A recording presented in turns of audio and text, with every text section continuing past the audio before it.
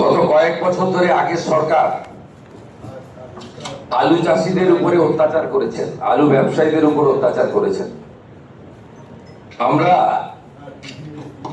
মুখ্য সচিব,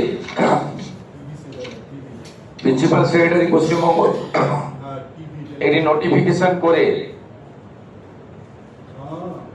এগ্রিকালচার যারা প্রোডাকশন করেন, includes potato, food grain, well seed, fruits, vegetable,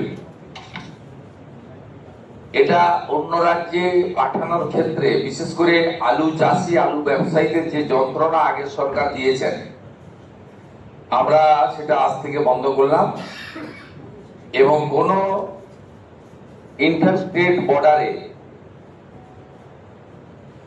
কোন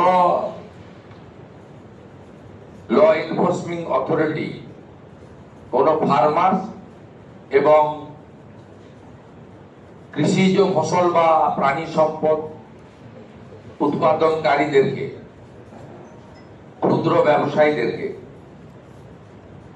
কেউ হয়রানি করতে পারবে না।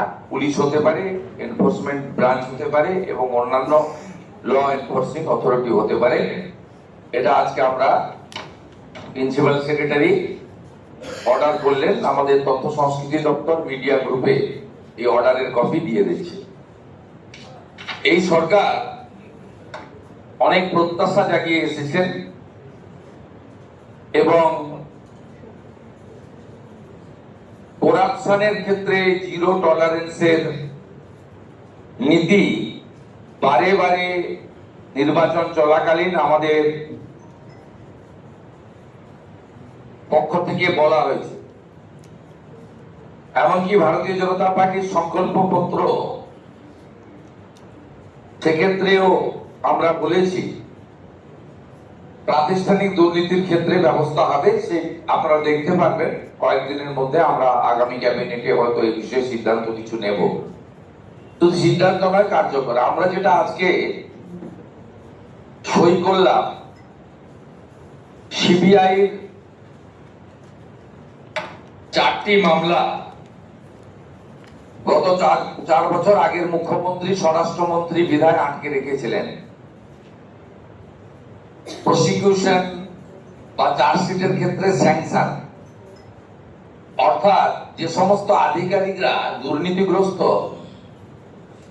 তাদের বিরুদ্ধে সিবিআই বা অন্যান্য কোর্ট নিযুক্ত তদন্তকারী সংস্থা তারা চার্জশিট দিয়ে তাদেরকে পানিশমেন্ট বা প্রসিকিউশন দেওয়ার ক্ষেত্রে স্যাংশন নিতে হয় আইন অনুযায়ী। বিদায়ী সরকার এবং বিদায়ী সরকারের মুখ্যমন্ত্রী তথা স্বরাষ্ট্রমন্ত্রী এই স্যাংশন আটকে রেখেছিলেন দুর্নীতিগ্রস্ত আমলা এবং আধিকারিকদের বাঁচানোর জন্য। আজকে আমরা সিবিআই কে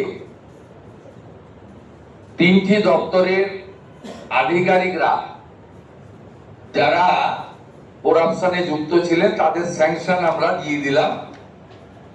অর্ডার বেরিয়ে গেছে, সিবিআই কপি পেয়ে গেছে বা পেয়ে যাবে, একটু আগেই অর্ডার হয়েছে।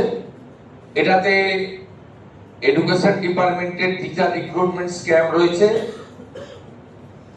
মিউনিসিপাল অ্যাফেয়ার্স ডিপার্টমেন্টের মিউনিসিপাল রিক্রুটমেন্ট স্ক্যাম রয়েছে এবং কোঅপারেটিভের ক্ষেত্রে, সমবায় দপ্তরের ক্ষেত্রে কিছু কোর্টের আদেশে যে তদন্ত হচ্ছিল, কিছু আধিকারিক তারা যুক্ত আছেন, তাদের বিরুদ্ধে প্রসিকিউশনের স্যাংশন, যা বিগত সরকার দুর্নীতিগ্রস্ত আধিকারিক আমলাদের আড়াল করার জন্য 4 বছর আটকে রেখেছিল, আমরা আজকে সেটা দিয়ে দিলাম।